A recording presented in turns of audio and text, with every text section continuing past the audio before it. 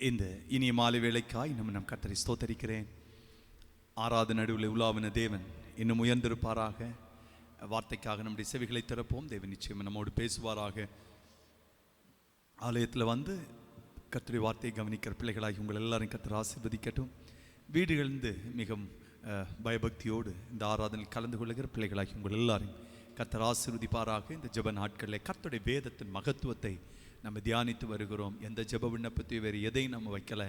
கர்த்தருடைய வார்த்தையின் மகத்துவத்தை நம்ம தியானிக்கிறோம். அது உண்மையாகவே நமக்கு பெரிய ஒரு ஆசீர்வாதத்தையும் நன்மையும் கொண்டு வரும் என்பதில் எந்த சந்தேகமும் இல்லை. சங்கீதம் 119 திரும்ப புரட்டிக் கொள்ளுவோம். 32வது வசனம், சாம்ஸ் 119 and verse number 32. நீர் என் இருதயத்தை விசாலமாக்கும் போது நான் உமது கற்பனைகளின் வழியாக ஓடுவேன். சங்கீதக்காரன் தேவ சமூகத்திலே விரும்பி வேண்டிக் கொள்ளுகிறது, ஆண்டவரே உம்முடைய கற்பனையின் வழியாக ஓட எனக்கு பிரியம் இருக்குது. ஆனால் என்னுடைய இருதயம் விசாலமா இல்லை.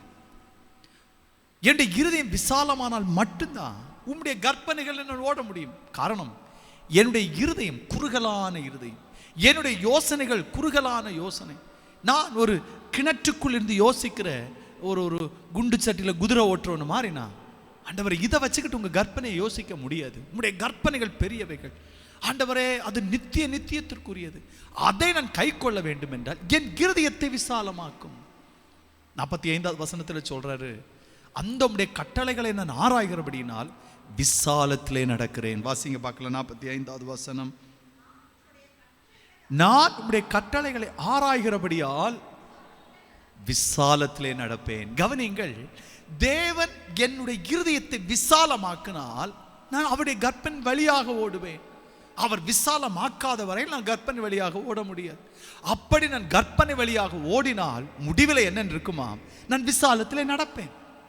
கவனிங்கள், விசாலமான ஒரு வாழ்க்கைக்கு தான் கர்த்தர் நம்மை அழைக்கிறார். தேவன் நம்மை குறுகலான ஒடுங்கலான ஒரு வாழ்க்கைக்கு அழைக்கல. தேவன் நம்மை தரித்திரத்திற்கு அழைக்கல. தேவன் நம்மை துக்கத்துக்கு அழைக்கல. தேவன் நம்மை தீமைக்கு அழைக்கல. தேவன் நம்மை நன்மைக்கு அழைக்கிறார். அந்த நன்மைக்கு அழைக்கிற தேவன் எங்கிருந்து ஆரம்பிக்க வேண்டும்? அவர் நம்முடைய இருதயத்தை விசாலமாக்க வேண்டும். நமக்கு எல்லாருக்கும் குறுகலான ஒரு இருதயம் தான் இருக்கிறது. தேவன் சொல்லுவதெல்லாம் வானத்துக்கும் பூமிக்கும் எவ்வளவு உயரமோ அவ்வளவு உயரமான ரகசியங்களை சொல்றாரு. நமக்கு பாதி நேரத்தில் புரிகிறது இல்லை. 54 நினைக்கிற ஏசாயா அதன் 2வது வசனம் இப்படி சொல்லும், உன் கூடாரத்தின் இடத்தை விசாலமாக்கு, தடை செய்யாதே. 54:2 தானா? உன் கூடாரத்தின் இடத்தை விசாலமாக்கு, உன் வாசஸ்தலங்கள் திரைகள் விரிவாகட்டும், தடை செய்யாதே. கவனிங்கள், ஆண்டவர் நாம் இருக்கிற கூடாரத்தின் இடத்தை விசாலமாக்க கேட்பார். வாசஸ்தலங்கள் திரைகளை விரிவாக்க சொல்லுவார். நம்மை விசாலத்திற்கு தான் அவர் அழைக்கிறார். இப்போது நீங்கள் விசாலமற்ற ஒரு இடத்தில் இருந்தால் விசாலத்திற்கு தான் அவர் நம்மை அழைக்கிறார். கவனிங்கள், அந்த விசாலம் நமக்கு உண்டாக வேண்டும் என்றால், வசனத்தின்படி விசாலம் உண்டாக வேண்டும் என்றால், அந்த விசாலம் முதல்ல எங்க ஆரம்பிக்கணும்னா என் இருதயத்தில் ஆரம்பிக்க வேண்டும். எத்தனை பேர் நம்முடைய இருதயம் விசாலமானது தெரியல. நம்ம எல்லாருக்கும் மிக மிக குறுகலான ஒரு ஒரு ஒரு ஒரு இருதயத்தை தான் கர்த்தர் என்ன செஞ்சிருக்கிறார், பூமியில வைத்திருக்கிறார். ஆனால் தேவன் நம்மை சந்தித்தால், உங்களுக்கு தெரியுமா, தேவன் நம்ம மேல பிரியமாயிருந்தா மட்டும்தான் அந்த விசாலத்தை எனக்கு தருக. பக்கத்துலேருந்து பார்த்து சொல்லுங்க, என் இருதயம் விசாலமாகுதுனாலே கர்த்தர் பிரியமா இருக்கிறார் என்பதுதான் அர்த்தம். நான் நினைக்கிறேன் 2 சாமுவேல் 22வது அதிகாரம் 20வது வசனம் நம்புறேன். சங்கீதக்காரனாகிய தாவீது தேவனை பார்த்து சொல்றார், ஆண்டவரே நீர் என் மேல் பிரியமா இருந்தபடியினால் என்னை விசாலத்திலே வைக்கிறீர். 2 சாமுவேல் 22:20, என் மேல் அவர் பிரியமா இருந்தபடியினால் விசாலமான இடத்திலே. கவனிங்கள், ஹல்லேலூயா. அவர் நம்ம மேல பிரியமா இருந்தால் நம்மை விசாலமான இடத்திற்கு கொண்டு போவார். அதற்கு முன்னால் எதை விசாலமாக்குவார் என்றால் என்னுடைய இருதயத்தை விசாலமாக்குவார். கவனிங்கள், நாம் ஒரு ஊர்ல வாழ்றோம்னா, கோயம்புத்தூர்ல வாழ்றோம்னா, நமக்கு தெரிந்த பெரிய இடம் இந்த இடம் தான் கோயம்புத்தூர். கோயம்புத்தூர்ல நான் எப்படி நல்லா இருக்கிறேன். ஒருவேளை அமெரிக்காவை போய் பார்த்துட்டு வந்தா உங்கள் எத்தனை பேர் அதுக்கு பேர் கோயம்புத்தூர்ல இருப்பீங்க? எனக்கு ஒரு அன்பு தம்பியை தெரியும். எப்படி ஆசை எப்படி இருந்துச்சுன்னா, என்னதான் அங்க இருந்தாலும் இங்க வந்துதான் செட்டில் ஆவேன், இதுதான் ஊரு அப்படின்னு அவ்வளவு வீம்பு பேசினாங்க. நான் நினைத்தேன், பரவாயில்ல இப்படிலாம் இருப்பார்களா. நான் நினைக்கிறேன் முதல்ல போயிட்டு 6 மாதத்தில் திரும்பி வந்து சொன்னார், திருப்பி இங்கே தான் வருவேன். ஒரு 2 வருஷம் அங்கே இருந்திருப்பார். 2 வருஷம் இருந்துட்டு திரும்பி வந்துட்டு சொன்னார், இது நமக்கு செட் ஆகாதுன்னா அங்கே தான். காரணம், விசாலமான ஒன்றை, பெரிய இதிலும் மேன்மையான ஒன்றை அவர் பார்த்து விட்டார், இதிலும் மகிமையான ஒன்றை பார்த்து விட்டார். இருதயம் எப்போது விசாலமாகும், நாம ஒரு சின்னதையே பார்த்துக்கிட்டு இருப்போம், அதற்காக போராடி கொண்டிருப்போம். இதை விட பெருசா நம்முடைய இருதயம் பார்க்கும் என்றால் இதை விட்டுட்டு அதை பிடிச்சிக்கும். நம்முடைய இருதயம் குறுகலானதே பற்றி கொண்டிருக்கிறது. ஒரு வீடு இருந்தா போதும்.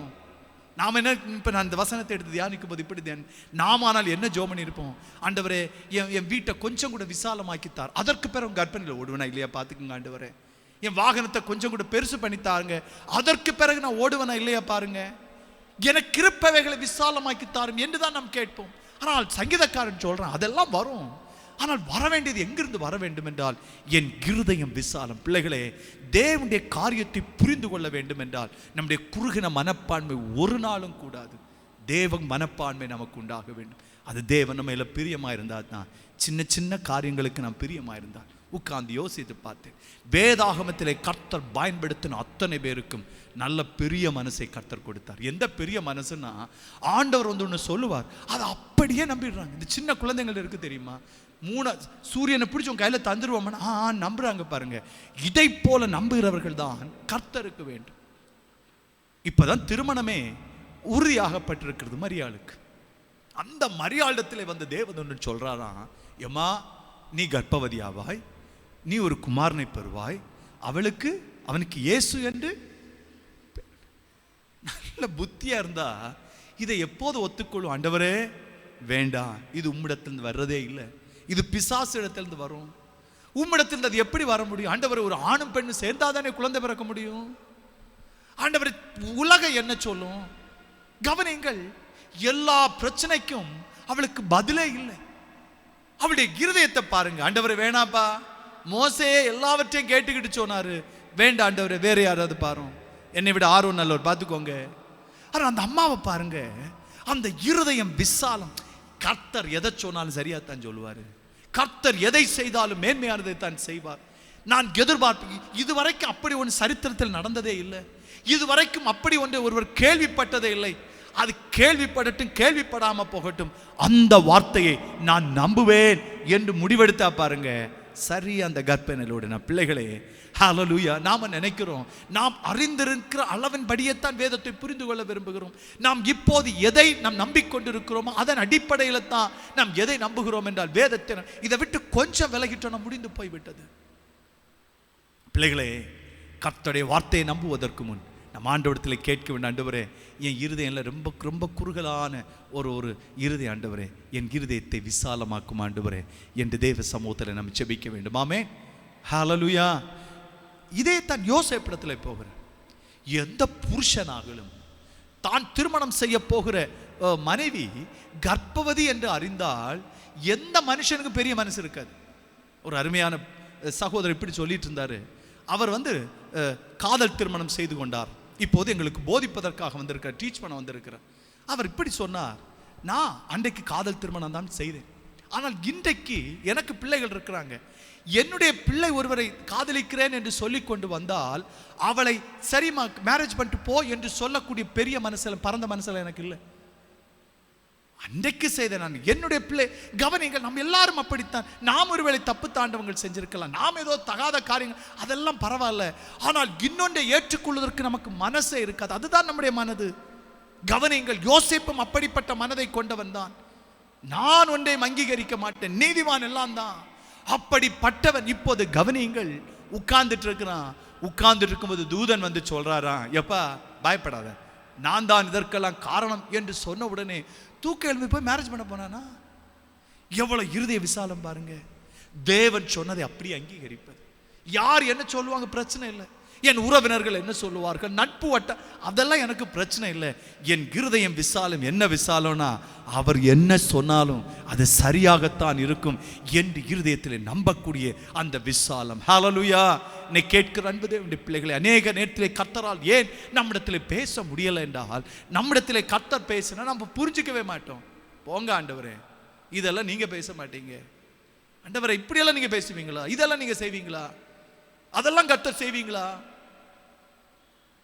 ஒரு அருமையான சகோதரருடைய ஜெப விண்ணப்பம் நான் இன்னொரு ஊழியத்தில் இருக்கும் பொழுது அதற்கு வந்திருந்துச்சு. அது எப்படி வந்திருந்துச்சுன்னா, வேடிக்கையான ஒன்று.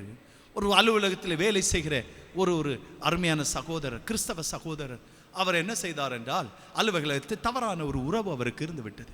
அலுவலகத்தில் தவறான உறவு இருக்கும்பொழுது அவர்கள், நான் ஒரு குறிப்பிட்ட ஊழியத்தில், அந்த நாட்களில் ஊழியத்தில் இருந்தேன். அந்த ஊழியக்காருடைய செய்தி தொலைக்காட்சிகளில் வரும். அந்த நாட்கள் தொலைக்காட்சி தான். அந்த தொலைக்காட்சியுடைய செய்தி இந்த ஐயாவை போய் சந்தித்தது. இந்த ஐயாவை போய் சந்தித்த உடனே இந்த ஐயா என்ன பண்ணிட்டார்னா, அடுத்த நாள் போய் அந்த அம்மாவுக்கு பை பை சொல்லிட்டேன். இனி என்ன யோசித்தே பார்த்துடாத அப்படின்னு சொன்னோம். அந்த அம்மா கிறிஸ்தவ அம்மா கிடையாது. அந்த அம்மா தேவனை அறியாத அம்மா. அந்த அம்மாவுக்கு இந்த ஐயாவினால கொஞ்சம் இயேசுவின் மேல பிரியும். இந்த ஐயாவை பிடிக்கும், அதனால இயேசுவை பிடிக்கும். இயேசுவை கொஞ்சம் கொஞ்சம் தேட ஆரம்பிச்சேன். கடைசியில் என்னன்னு காரணம் கண்டுபிடித்தால் இந்த ஊழியக்காருடைய செய்தி மாற்றி விட்டது என்பதை அவர் புரிந்து கொண்டார். இப்போ அடுத்த நாள் செய்திக்காக காத்துட்டு இருக்கிறார். இவர் தொலைக்காட்சியில் வருவார். எதுக்குன்னா, செய்தி கேட்கறதுக்கு இல்லை, நம்பரை நோட் பண்றதுக்கு. கூப்பிட்டாச்சு.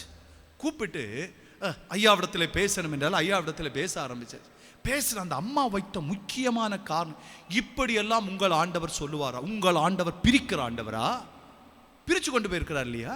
அவர் அன்பான ஆண்டவர் போதிக்கிறீர்களே, ஏன் அவர் பிரிக்கிறார்? அவங்க கிட்ட அந்த அம்மா கிட்ட பேசவே முடியல. முடிவாக அவர் சொன்ன, இது உங்க பிரச்சனைமா, ஆண்டவர் அன்புள்ளவர் தான், பாவத்திற்கு அவர் ஒருபோதும் துணை போக மாட்டார் என்று போன வச்சுட்டாங்க. கவனியுங்கள், இயேசு அன்பானவர் என்று நினைத்து நம் குறுகிய மனப்பான்மையில ஆண்டவரை ஒதுக்கி விடுகிறோம். ஆண்டவர் எப்படிப்பட்டவர் என்றால், எதையும் பிரிக்கவும் முடியும், எதையும் ஒட்ட முடியும். அவர் சர்வ வல்லமை உள்ளவர். ஹல்லேலூயா. எசேக்கியேலை பார்த்து ஆண்டவர் கேட்ட, எப்பா எலும்புகள் எல்லாம் இப்படி கிடக்குதே, இவைகள் எல்லாம் உயிரடையுமா அப்படின்னு கேட்டா, ஆண்டவரை பார்த்து எசேக்கியேல் சொன்னார், ஆண்டவரே உயிரடையுமா இல்லையா அது ரெண்டாவது இருக்கட்டும், உமக்கு தெரியும். இப்ப அவன் தன்னுடைய விருப்பத்தை சொல்லல, தன்னுடைய யோசனையை சொல்லல. ஆண்டவர், நான் எதையாவது சொல்லி சிக்கிடுவேன், உங்களுக்கு தெரியும் ஆண்டவரே என்று சொல்ல ஆண்டவர் சொன்னா, நீ விசுவாசத்தோட சொல்லு, இதெல்லாம் சேனையாயிடும்பா. கவனிக்கிறீங்களா பிள்ளைகளே? கர்த்தருடைய வசனம் நமக்குள் கிரியை செய்து அவருடைய வசனத்தினால் நாம் விசாலமான ஒன்றுக்கு போக வேண்டும் என்றால், நம்முடைய யோசனை, நம்முடைய எண்ணம், நம்முடைய அனுபவத்தை தாண்டி கர்த்தருடைய வார்த்தை அங்கீகரிக்கத்தக்கதாய் நம்முடைய இருதயம் விசாலமாக இருந்திருக்க வேண்டும். இந்த வசனத்தை முன்னால வைத்து யோசித்தேன். நோவா என்று ஒருவர் இருந்தார். நோவாவுடைய காலகட்டத்தில் மழையே பெய்யலை. மழை என்கிற ஒரு கான்செப்டே இல்லை. பனிதான் பெய்து கொண்டிருந்தது, பனிதான் பூமியை நனைத்துக் கொண்டிருந்தது. அந்த நாட்களில் ஒரே ஒருத்தன் தான் நல்லவன், நோவா தான் நல்லவன். அந்த நோவாவிடத்தில் ஆண்டவர் வந்து பேசுறாராம். என்ன பேசுறாராம்? கப்பலை கட்டுடா. அந்த கப்பல் 3 அடுக்காக இருக்க வேண்டும். அதுல ஒரே ஒரு விண்டோ தான் வைக்கணும். அதுல இப்படி வைக்கணும். இன்னும் இப்படி உனக்கு யோசனையில கூட வைக்க முடியல. நோவாவை பாருங்க, எவ்வளவு இருதய விசாலம். அவர் என்ன சொன்னாரோ அதெல்லாம் அழகா அப்படியே செய்தனான். எல்லாரும் ஏளனப்படுத்தினாங்க, சொந்த உறவினர்களை ஏளனப்படுத்தினாங்க. பைத்தியக்காரன் வர்றான். கவனிங்கள் அந்த இருதய விசாலம். பிள்ளைகளே, கர்த்தர் எதை சொன்னாலும் அது நமக்கு நலமானதைத்தான் சொல்லுவார் என்று உலகத்தை விட்டு அவரை பற்றி பிடிக்கிறவன் தான் ஆராய்ந்து முடியாத விசாலத்திலே வழி நடத்தப்பட முடியுமே தவிர, மித்தம் எல்லாரும் எப்படித்தான் இருப்போம்னா, ஹல்லேலூயா, ஏதோ நம்முடைய தேவைகள் சந்திக்கப்பட்டவர்களாய், ஏதோ நம்ம வாழ்ந்தவர்களாய் இருப்போம். நானும் கிறிஸ்தவனாய் வாழ்ந்தேன் என்று இருக்கலாமே தவிர, ஹல்லேலூயா, வேறு ஒன்று நம்மளால் சாதிக்க முடியாது. நான் கண்பான தேவனுடைய பிள்ளைகளே, பழைய ஏற்பாடு உதாரணங்களை, பழைய ஏற்பாடு வரிசைப்படுத்தி கொண்டே போகலாம். எல்லாரும் அதைத்தான் ஏற்றுக்கொண்டார்கள். தேவன் எதை சொன்னாரோ அதை ஏற்றுக்கொள்ளக்கூடிய நல்ல இருதயத்தை கர்த்தர் அவர்களுக்கு கொடுத்தார். அதற்காக நான் கர்த்தருக்கு ஸ்தோத்திரம் செலுத்துகிறேன். பிள்ளைகளே, புதிய ஏற்பாட்டுக்கு நேராக உங்களை கொண்டு வர விரும்புகிறேன். புதிய ஏற்பாட்டிலே தலைவர் யார் என்றால், பேதுருவைத்தான் கர்த்தர் தலைவராக எடுத்துக்கொண்டார். பேதுருவை குறித்து உலகம் சொன்னது, ஆண்டவர் அப்படியெல்லாம் சொல்லல.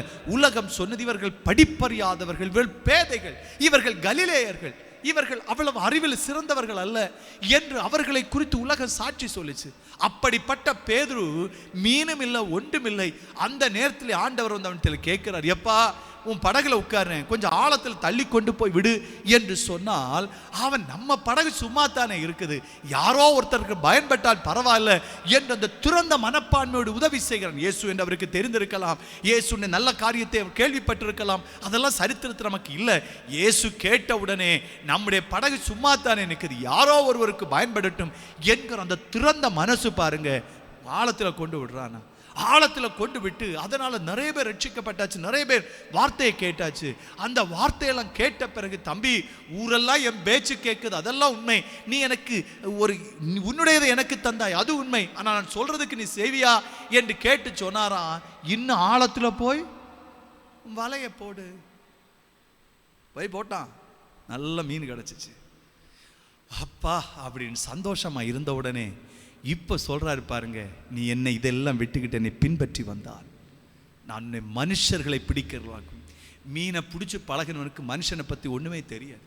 அவனை நகைச்சுவையாக சொல்லுவான், கடைசி வரைக்கும் அவன் மீனை வெட்டத்தான் தெரியுமே தவிர மனுஷனை வெட்ட தெரியாது. மீனை வெட்ட தெரிஞ்சனால தான் கழுத்தில் காதில் ஆரம்பித்தான், இல்லைன்னா எதை வெட்டியிருப்பான், கழுத்தை வெட்டி இருந்திருப்பான். அவனுடைய அனுபவம் எல்லாம் கடலும் கரையும் தான். அப்படிப்பட்ட ஒருவனுக்கு அவனுக்கு தொடர்பே இல்லாத ஒரு வேலையை கொடுக்கிறார்.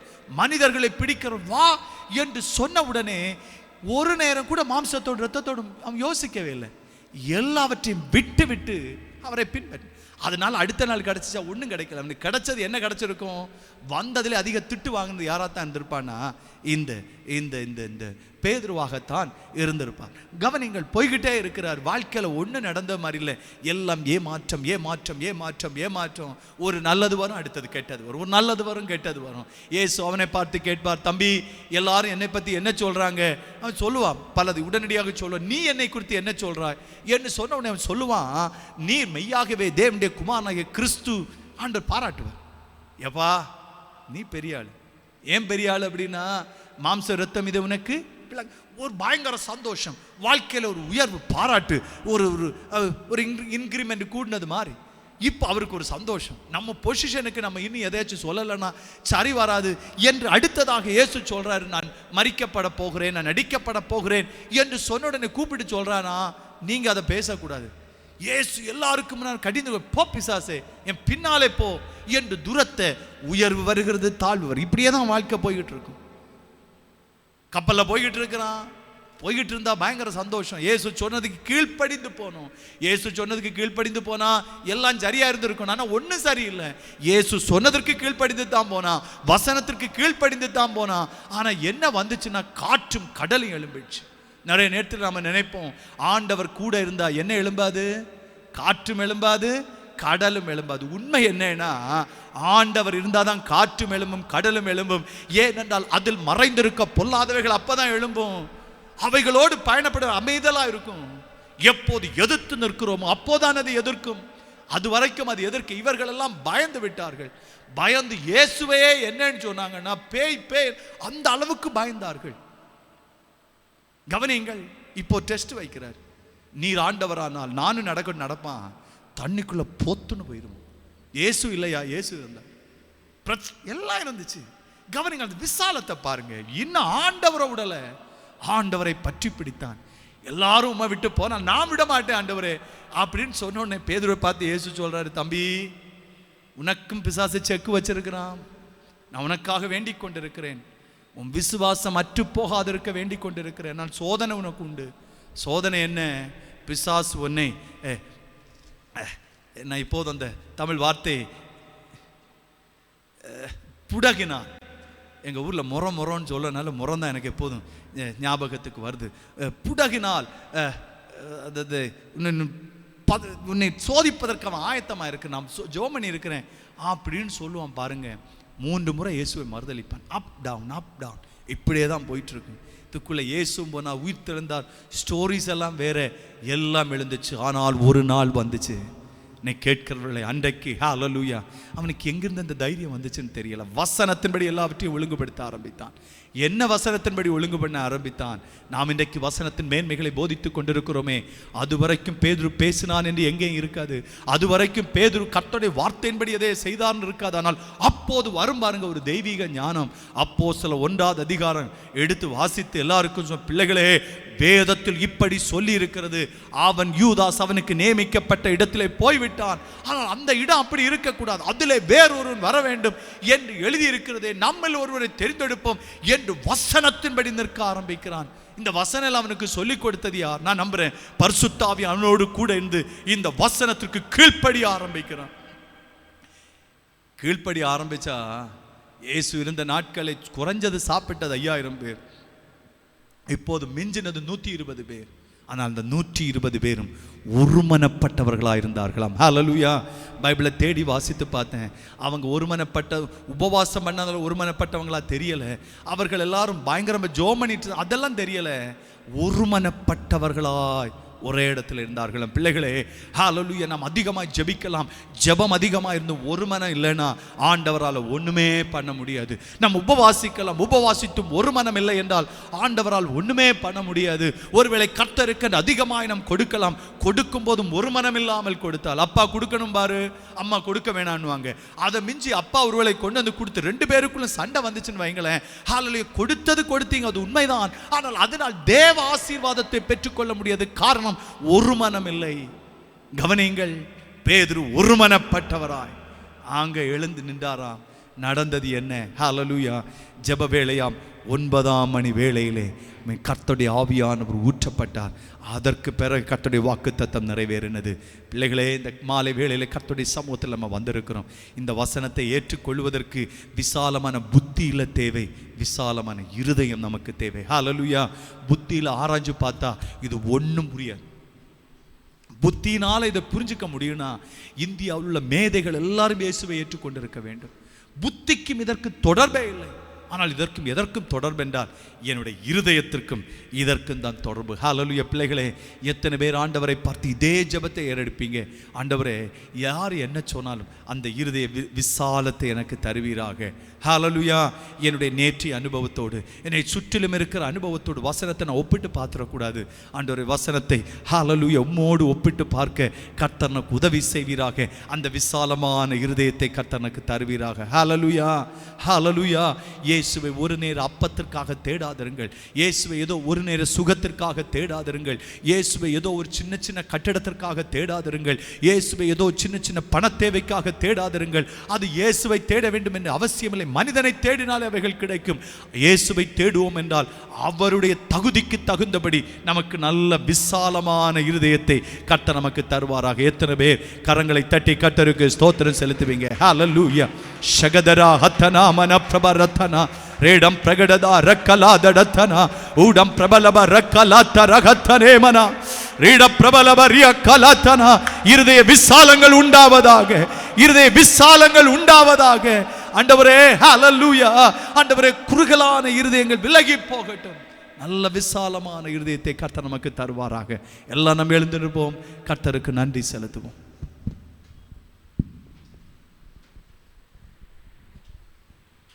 எல்லாரும் கர்த்தருக்கு ஸ்தோத்திரம் செலுத்துவோம். ஆண்டவரே, விசாலமான இருதயத்தை எனக்கு தார். வாய்களை திறந்து கேளுங்க. ஹல்லேலூயா. விசாலமான இருதயத்தை எனக்கு தாரும். ஆண்டவரே, நோவா ஆண்டவரே இமேஜின் கூட பண்ணி பார்க்க முடியலை. இல்லாதவைகளெல்லாம் சொல்லும் போது ஆண்டவரே அதன்படி அப்படியே செஞ்சிருக்கிறான்னு ஆண்டவரே ஹல்லேலூயா. நாங்கள் யோசித்து கூட பார்க்க முடியலப்பா. ஆண்டவரே, எங்கள் ஹல்லேலூயா திருச்சபைகளுக்கு தலைவராகிய பேதுரு எவ்வளவு அழகாய் ஆண்டவரே உம்மை விசுவாசித்திருக்கிற வேதத்தில் இருக்கிற எல்லாரும் ஆண்டவரே உம்மை விசுவாசித்ததுனால ஆண்டவரே அந்த இருதய விசாலம் அவர்களுக்கு இருந்துச்சு. ஆண்டவரே, நாங்கள் எங்கள் வாழ்க்கை தரத்தோடு மட்டும்தான், நாங்கள் எங்கள் வாழ்க்கையில் அதற்கு தகுந்தபடி மட்டும்தான் உங்களை ஆண்டவரே ஹல்லேலூயா விசுவாசிக்கிறோம். அப்படி இல்லைப்பா, உம்முடைய வேதத்தை இன்னும் அதிகமாய் விசுவாசிக்க ஆண்டவரே ஹல்லேலூயா இருதய விசாலத்தை எங்களுக்கு தாரும். எல்லாரும் வாய்களை திறந்து கேளுங்க. பண விசாலம் இல்லை, பொருள் விசாலம் இல்லை, ஹல்லேலூயா இருதய விசாலம். ஆண்டவரே, இருதய விசாலம் உண்டாகட்டும், இருதய விசாலம் உண்டாகட்டும். ஆண்டவரே, குறுகலான இருதயங்கள் மாறட்டும். ஆண்டவரே, குறுகலான இருதயங்கள் மாறட்டும். சின்ன சின்ன காரியத்தோடு எங்களுடைய காரியத்தை ஒடுக்கி போட குறைபடாமல் ஆண்டவரே ஹalleluya நீர் ஆண்டவர் வைத்திருக்கிறீங்கள மேன்மையானவைகள் மகிமையானவைகள் எவ்வளவு உன்னதமானவைகள் அதை பார்க்க எங்கள் கண்களை திறந்தருளும். அதை பார்க்க எங்கள் கண்களை திறந்தருளும். வீடுகள் எங்களோடு ஆராதிக்கிற பிள்ளைகளே, நீங்களும் அதே காரியத்தை சொல்லி ஜெபம் பண்ணுங்க.